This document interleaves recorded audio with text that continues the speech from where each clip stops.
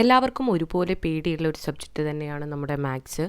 മാത്സിൽ നമുക്ക് ഓരോ സബ്ജക്റ്റിൻ്റെയും വെയിറ്റേജ് ഒന്ന് നോക്കാം. ഏത് പാഠത്തിനാണ് നിങ്ങൾ കൂടുതൽ മുൻതൂക്കം നൽകി പഠിക്കേണ്ടത് എന്നുകൂടെ നിങ്ങൾ ഇതിൽ ശ്രദ്ധിക്കുക.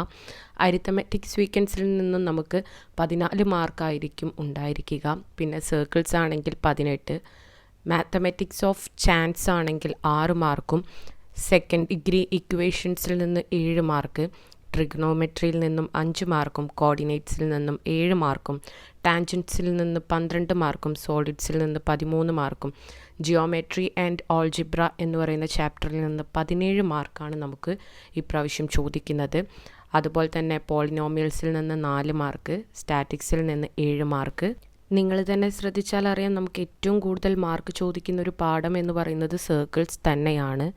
പിന്നെ അതുപോലെ തന്നെ നമ്മൾ ഇമ്പോർട്ടൻറ്റ് നൽകേണ്ട മറ്റൊരു പാഠമാണ് ജിയോമെട്രി ആൻഡ് ഓൾജിബ്ര.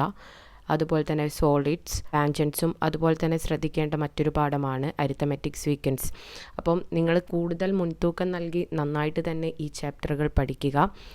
അപ്പം മാത്സ് ഏത് രീതിക്കാണ് വെയിറ്റേജ് നൽകിയിരിക്കുന്നതെന്ന് മനസ്സിലായിട്ടുണ്ടാവുമെന്ന് വിചാരിക്കുന്നു. വീഡിയോ ഇഷ്ടപ്പെട്ടാൽ ലൈക്ക് ചെയ്യാനും ഷെയർ ചെയ്യാനും സബ്സ്ക്രൈബ് ചെയ്യാനും മറന്നു പോകരുത്. ഇതുപോലുള്ള കൂടുതൽ ഇൻഫോർമേറ്റീവ് വീഡിയോസുമായി ഇനിയും കാണാം.